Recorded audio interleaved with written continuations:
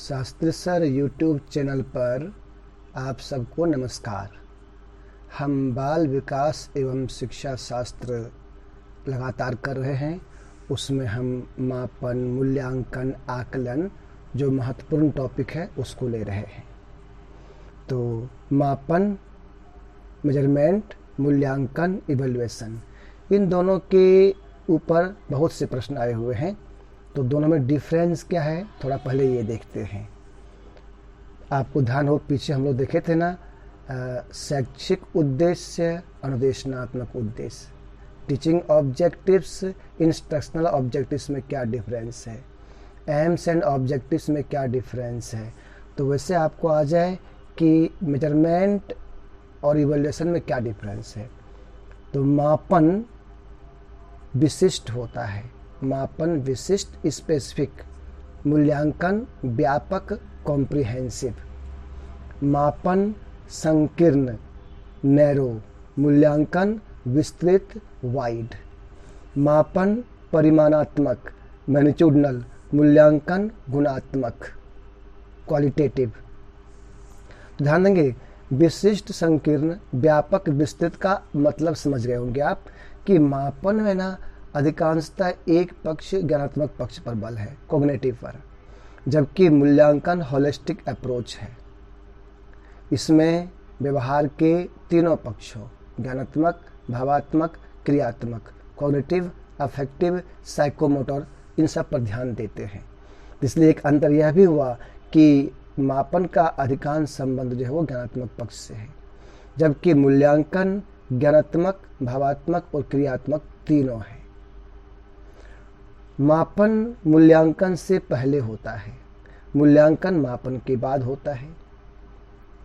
किसी भी छात्र के संबंध में स्पष्ट धारणा हम मापन से व्यक्त नहीं कर सकते, लेकिन मूल्यांकन के बाद हम छात्र के बारे में धारणा बना सकते हैं। हम कह सकते हैं ये छात्र आगे चल के लाइफ में इस प्रकार से अगर ये चीज़ें ले, इस क्षेत्र में जाए, खेल में जाए, साइंस में जाए, तो इस प्रकार से कर सकता है, हम उसको बतला सकते हैं। मापन के द्वारा निदानात्मक व उपचारात्मक शिक्षण संभव नहीं है, जबकि मूल्यांकन द्वारा निदानात्मक व उपचारात्मक शिक्षण संभव है, क्योंकि इसके बारे में, बालक के बारे में पूरा रिपोर्ट मिल जाता है। तो हम उसका निदान भी कर सकते हैं, जान सकते हैं कौन कौन सी समस्या उसकी है, उसका स्वरूप क्या है, और उसके अकॉर्डिंग हम उसको रेमेडियल पॉइंट भी प्रोवाइड कर सकते हैं, प्रोवाइड। तो ये है, मापन एक सामान्य शब्द है, मूल्यांकन एक तकनीकी शब्द है। मापन एक विशिष्ट समय में चलने वाली प्रक्रिया है, लेकिन मूल्यांकन निरंतर चलने वाली प्रक्रिया है। मापन बिना उद्देश्य जाने भी हो सकता है, लेकिन मूल्यांकन उद्देश्य आधारित होता है। तो इससे आपको मापन और मूल्यांकन पर एक आइडिया अवश्य मिल गया होगा। और ध्यान रहे, शिक्षा आयोग 1964-66, जिसके अध्यक्ष DS कोठारी के नाम पर इसे कोठारी आयोग भी कहते हैं। इस आयोग ने कहा है, मूल्यांकन एक निरंतर चलने वाली प्रक्रिया है जो शिक्षा प्रणाली का एक अभिन्न अंग है। इससे विद्यार्थी की अध्ययन आदतों तथा शिक्षक की शिक्षण पद्धति पर बड़ा प्रभाव पड़ता है।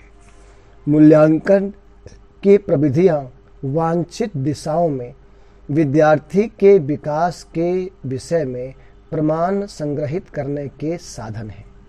तो ये ध्यान देंगे कि भैया आपको आ जाए किस आयोग ने कहा कि मूल्यांकन, इवैल्यूएशन एक निरंतर चलने वाली प्रक्रिया है। तो ये कहने वाला कौन हुआ? कोठारी आयोग।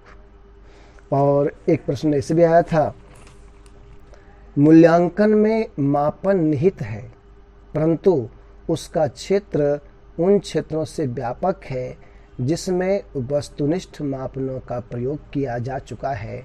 ये कथन वेजले का है। वेजले, WESLEY है स्पेलिंग, वेजले ने ये बात कहा है। तो मूल्यांकन में मापन निहित है, जैसे हम लोग बोलते हैं ना कि विकास में वृद्धि निहित है, लेकिन विकास निरंतर चलने वाली है। तो उसी प्रकार से मूल्यांकन निरंतर चलने वाली प्रक्रिया है और यह विद्यार्थियों की औपचारिक शैक्षिक उपलब्धि से अधिक है। जो उनके क्लासरूम के अंदर विद्यालय में औपचारिक उपलब्धि आता है उससे अधिक है, उससे आगे बढ़कर है। तो इस प्रकार से मूल्यांकन और मापन पर अलग अलग आपको प्रश्न इसमें आ जाए। और बहुत सामान्य सी बात है कि मूल्यांकन के उद्देश्य, इसकी आवश्यकता, इसके महत्व, ऐसे प्रश्न भी आपको वहाँ ऑप्शन रहेंगे तो आप कर लेंगे। बहुत सिंपल सी बात है भाई, इसकी आवश्यकता, महत्व क्या है? तो विद्यार्थी की प्रगति के बारे में जानने में कि भाई progress, knowledge about the progress of students, उनके उद्देश्य को, ऑब्जेक्टिव्स को क्लियर करने में हेल्प करता है ये। फिर क्लासिफिकेशन करने में, it helps in classification of students, जिससे हमको पढ़ाने में आसानी होती है, उनको गाइडलाइन देने में। फिर है एडमिशन का बेस होता है ये, दाखिला का आधार, बेसिस ऑफ एडमिशन। फिर शिक्षा की योजना का ये आधार है, basis of planning of education. Guidance provide करते हैं, इससे परामर्श का आधार है। तो गाइडेंस का, काउंसलिंग का, गाइडेंस, काउंसलिंग, इंस्ट्रक्शन, इन सब का बेस है ये।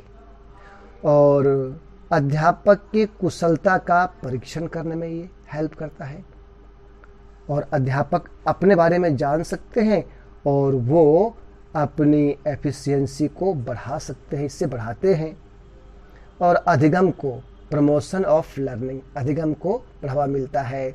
स्कॉलरशिप प्रोवाइड करने में ये हेल्प करता है हमको स्कॉलरशिप प्रोवाइड करना है तो हम पता लगाएंगे मूल्यांकन करके ही।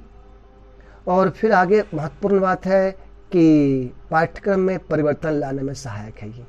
जब हम मूल्यांकन करते रहेंगे तो अब हमें पाठ्यक्रम में क्या डालना चाहिए, तो helps in bringing change in curriculum. तो ये सब महत्वपूर्ण बात है जो हमको इससे हेल्प मिलता है। हम अपने टीचिंग ऑब्जेक्टिव्स को, इंस्ट्रक्शनल ऑब्जेक्टिव्स को, मेथड्स को, अप्रोच को, इन सब में हम सुधार लाते हैं स्किल्स में। और आज सबसे महत्वपूर्ण चीज़ ये है, तो आपको आ जाए कि मापन मूल्यांकन में क्या अंतर है, इससे क्या क्या होता है, ये महत्वपूर्ण प्रश्न। फिर एक प्रश्न आपको आ जाए, आकलन, असेसमेंट और मूल्यांकन, इवेल्युएशन, इन दोनों में क्या फ़र्क है, क्योंकि टर्म पक्का हो जाए। तो असेसमेंट, आकलन, ध्यान रहे विद्यालय के अंदर एक टीचर और स्टूडेंट्स के बीच में जो कुछ भी एक्टिविटी होती है, उनके जो कुछ भी एक्टिविटी होती है जिनसे वे अपना आकलन करते हैं, वो सब असेसमेंट। तो आपको ध्यान रहे, असेसमेंट, आकलन, स्कूल में टीचर और स्टूडेंट के बीच जो कुछ भी एक्टिविटी होती है जिससे निदान के संबंध में, समस्याओं के संबंध में आंकड़े उपलब्ध होते हैं ताकि हम उनको गाइडलाइन प्रोवाइड कर सकें। ये सब जितनी है ये सब असेसमेंट होता है। इसलिए तो आता है कि असेसमेंट का उद्देश्य क्या है, फीडबैक एंड इम्प्रूवमेंट। तो थोड़े से असेसमेंट और इवेल्युएशन, इनमें डिफरेंस क्या है। तो आकलन निरंतर चलने वाली प्रक्रिया है, जबकि आकलन के बाद जब सब कुछ प्राप्त होता है तो मूल्यांकन होता है अंत में। तो मूल्यांकन अंत की प्रक्रिया है। आकलन है निदानात्मक, डायग्नोस्टिक है, क्योंकि हमें यहाँ पर अध्यापक को स्वयं अपने बारे में भी, स्टूडेंट्स के बारे में भी आंकड़े प्राप्त होते हैं, अपने उनके पॉजिटिव भी, नेगेटिव भी, स्ट्रॉन्ग पॉइंट भी, वीक पॉइंट भी। ये सब हुआ उनका निदान, जिससे वे फिर अपना सुधार करने के लिए आगे बढ़ते हैं। तो आकलन की प्रकृति है डायग्नोस्टिक, निदानात्मक, जबकि मूल्यांकन की प्रकृति है निर्णयात्मक, जजमेंटल। और निर्णय लास्ट में होता है, जब हम कुछ आंकड़े इकट्ठा करेंगे, उस पर कुछ एक्शन करेंगे तब। आकलन, असेसमेंट में शिक्षक और शिक्षार्थी, टीचर और स्टूडेंट्स दोनों की प्रभावी भूमिका होती है, दोनों। लेकिन इवैल्यूएशन में केवल शिक्षक या मूल्यांकनकर्ता जो इवैल्यूएशन करने वाला है उसकी भूमिका प्रभावी होती है। स्टूडेंट्स को शामिल करते हैं इसमें, लेकिन अल्टीमेटली टीचर्स ही या जो करने वाला है वो डिसीजन लेता है, फिर उससे अवगत कराता है स्टूडेंट्स को, पेरेंट्स को। तो असेसमेंट आकलन निरपेक्ष एब्सोल्यूट, जबकि इवैल्यूएशन सापेक्ष रिलेटिवली, क्योंकि एक मानक होता है सामने, या इस स्टूडेंट की अपेक्षा उस स्टूडेंट की अपेक्षा, जबकि यहाँ पर हर विद्यार्थी के, हर टीचर के अपने अपने पॉजिटिव और जो पॉजिटिव होते हैं, नेगेटिव होते हैं, जो उनके स्ट्रॉन्ग पॉइंट होते हैं, वीक पॉइंट होते हैं, वो सामने आते हैं। तो सबके अपने अपने होते हैं, इंडिविजुअल होते हैं, ताकि वो अपने में इम्प्रूव कर सकें। लेकिन जब मूल्यांकन होता है तो उस समय होता है कि ये मानक था जिसको हमको अचीव करना था, इस विद्यार्थी ने कर लिया, या ये टीचर हैं जिन्होंने कि अच्छे रोल प्ले किए हैं और इनमें थोड़ी कमी रह गई है। इसलिए असेसमेंट निरपेक्ष है, मूल्यांकन सापेक्ष है। और असेसमेंट आकलन जो है ना, ये प्रक्रिया आधारित है, प्रोसीजर बेस्ड है ये, जबकि इवैल्यूएशन मूल्यांकन उत्पाद आधारित है, प्रोडक्ट, क्योंकि ये हमको बाद में बने बनाए रूप में मिलते हैं ये, इसलिए ये हो गया उत्पाद, प्रोडक्ट बेस्ड। आकलन असेसमेंट सुधारात्मक सुझाव फीडबैक पृष्ठपोषण प्रदान करता है, लेकिन इवैल्यूएशन केवल आउटपुट के बारे में बताता है।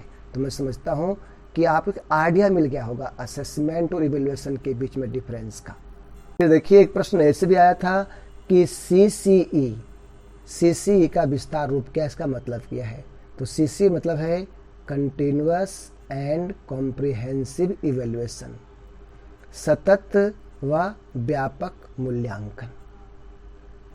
CCE refers to a system of school-based evaluation of students that covers all aspects of students development।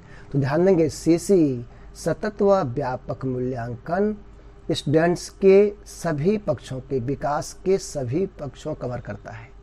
इसीलिए CCE will cover the scholastic and co-scholastic areas of school education। इसमें ना जो पाठ्य वस्तु है और पाठ्य सहगामी क्रियाएं हैं वे सभी इसमें शामिल है CCE में। आप सबको ध्यान में होगा कि 2009 में CCE पैटर्न लागू हुआ। CCE के अंतर्गत व्यवहार के तीनों पक्षों को शामिल किया गया है इसमें, ज्ञानात्मक भी, भावात्मक भी, क्रियात्मक। तो एक विद्यालय के अंदर जितनी भी क्रियाएं होती हैं, चाहे वो औपचारिक हो, अनौपचारिक हो, पाठ्य सहगामी क्रियाएं हों, क्लासरूम का टीचिंग हो, पाठ्य वर्ष संबंधित हो, वे सभी CCE के अंतर्गत शामिल होते हैं। इसीलिए इसको बोला गया है स्कॉलिस्टिक एंड को स्कॉलिस्टिक। ये शैक्षिक क्रियाएं और सह शैक्षिक क्रियाएं दोनों इसमें शामिल होते हैं।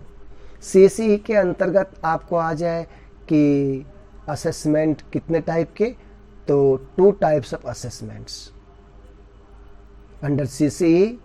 2 टाइप्स ऑफ असेसमेंट वो कौन कौन से हैं? 2 प्रकार के आकलन, एक है FA, दूसरा है SA। FA मतलब फॉर्मेटिव असेसमेंट और SA मतलब समेटिव असेसमेंट।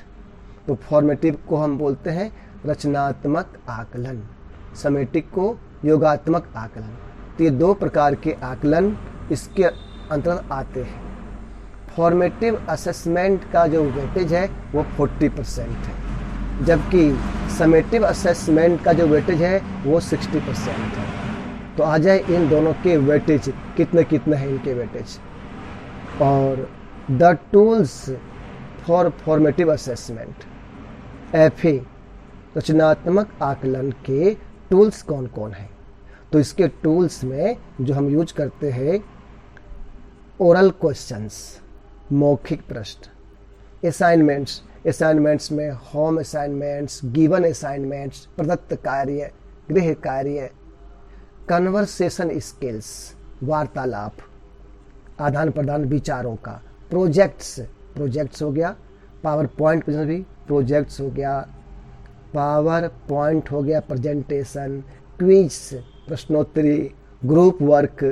तो इस प्रकार देख रहे हैं विषय वस्तु को बिंदुवार समझाने के लिए, पॉइंट टू पॉइंट, ताकि खुल करके स्टूडेंट्स के साथ अध्यापक की बात हो जाए और वे समर्थ हो जाए, एबल हो जाए अपनी बात को रखने में, कहने में।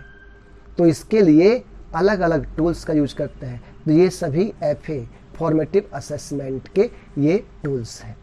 तो फॉर्मेटिव असेसमेंट के बाद होता है समेटिव असेसमेंट।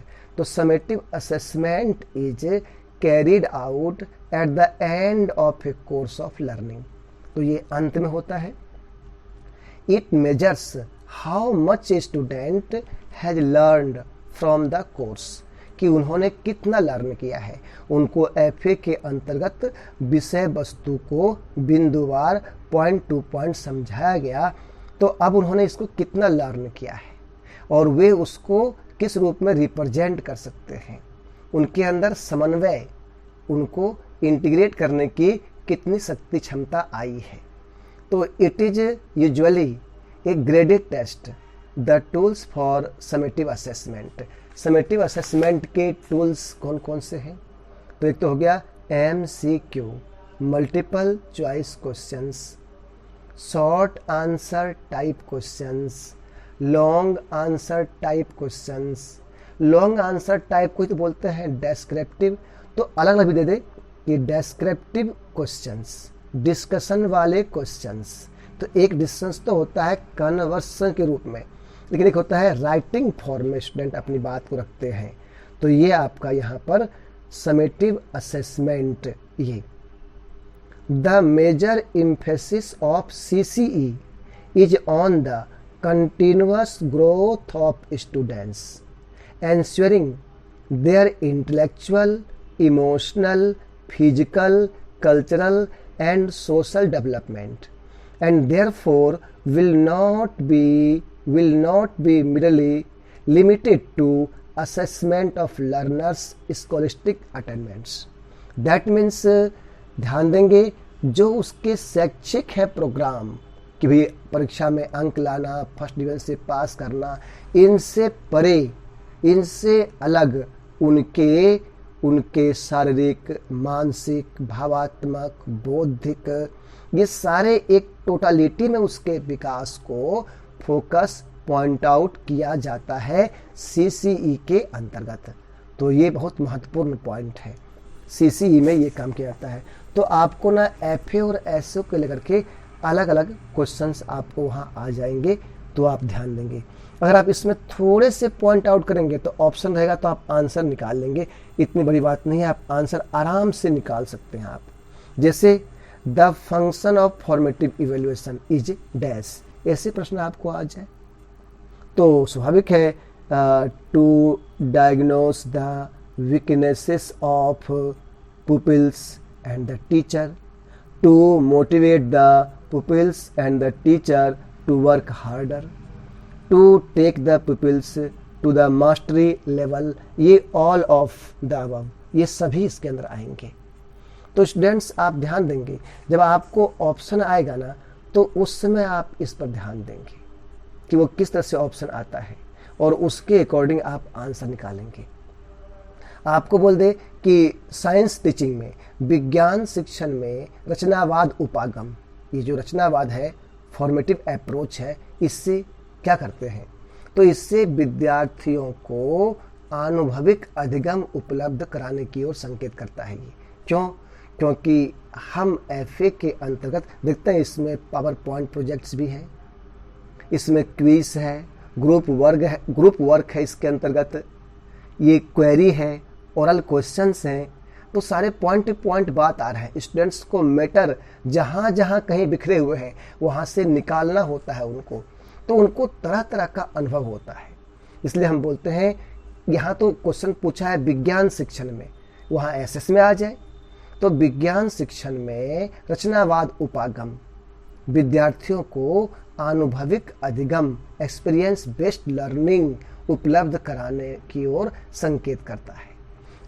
और अगर आपको ऐसे जाए कि विज्ञान में योगात्मक आकलन, ऐसे समेटिव असेसमेंट को विद्यार्थियों के किस पर बल देना चाहिए? तो विद्यार्थियों के अधिगम कठिनाई वाले क्षेत्रों का निदान करने पर बल देना चाहिए।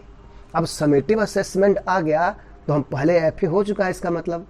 तो FA के अंतर्गत उनके साथ खूब खुल के चर्चा हुई है।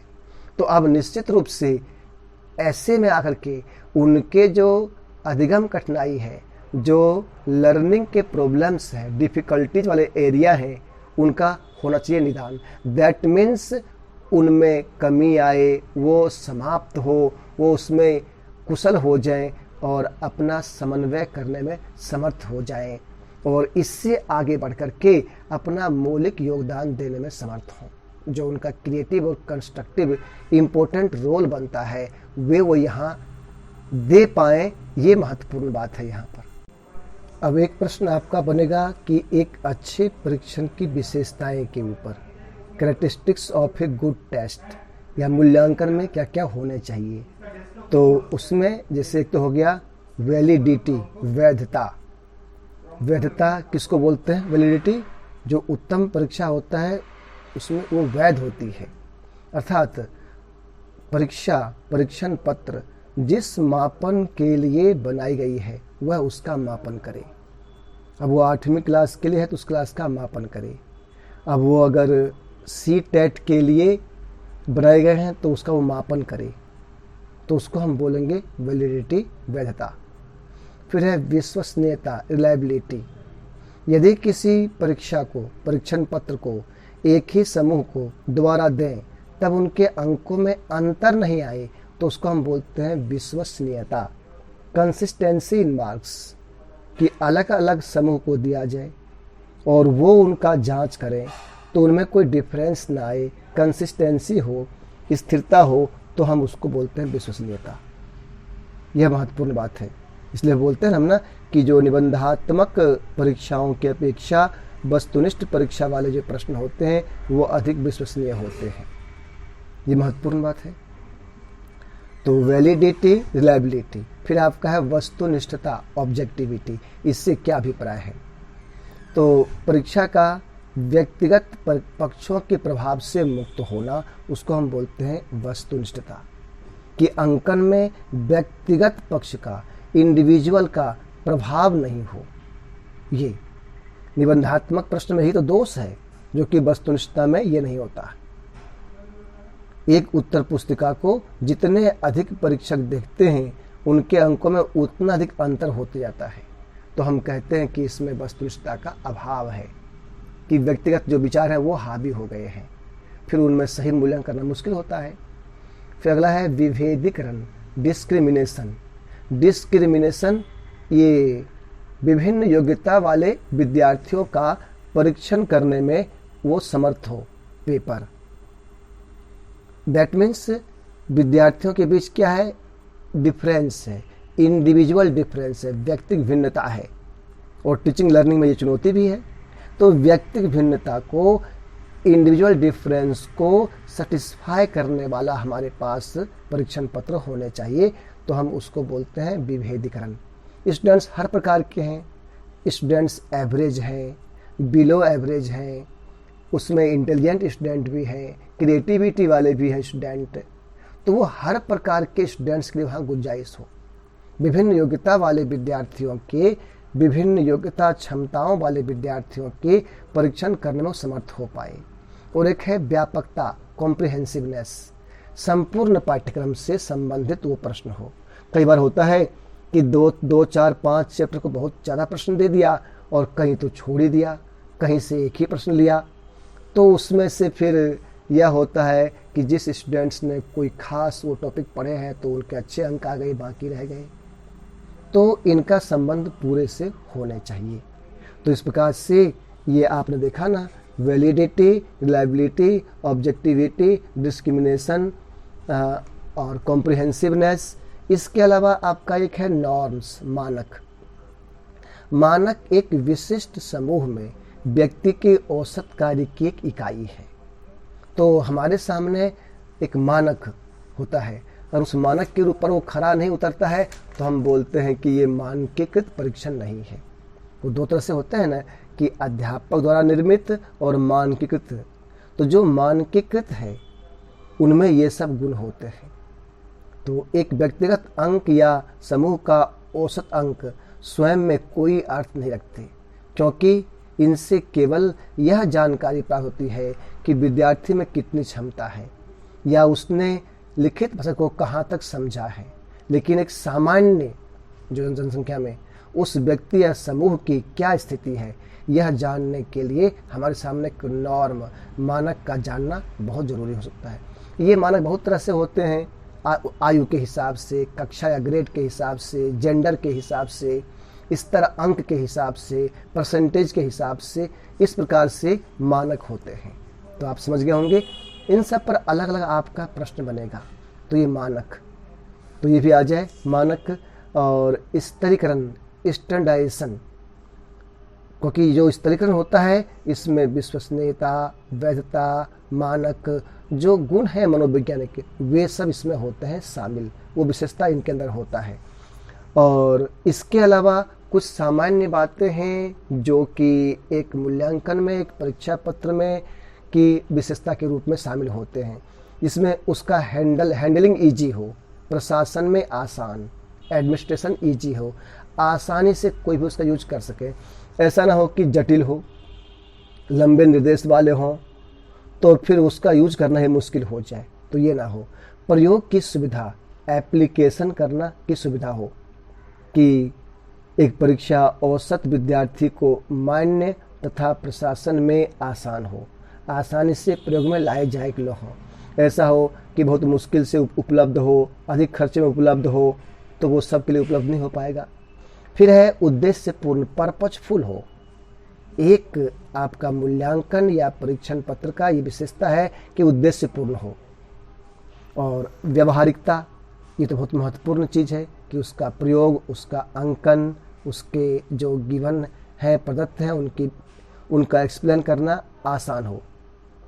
तो विद्यार्थियों के अधिगम उपलब्धियों के लिए ये की जाती है, तो इसका व्यवहारिक होना नितांत आवश्यक है। तो ये सभी इसके महत्वपूर्ण हो गए आपका विशेषता। तो ये विशेषता पर आधारित प्रश्न भी आपको ये आ जाए। तो आपने इसमें देखा ना कि भाई मूल्यांकन शिक्षा के संपूर्ण पाठ्यक्रम का महत्वपूर्ण अंग है।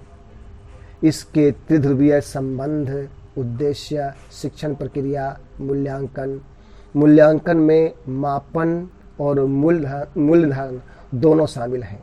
इसका महत्व क्या है, इसके तकनीक पक्ष क्या है। अब आगे हम इसमें देखेंगे जो विभिन्न प्रकार के हैं परीक्षा, उनके क्या विशेषता हैं, वो किस प्रकार से होने चाहिए, कौन कौन से हैं, ये हम देखेंगे अब इससे आगे फिर।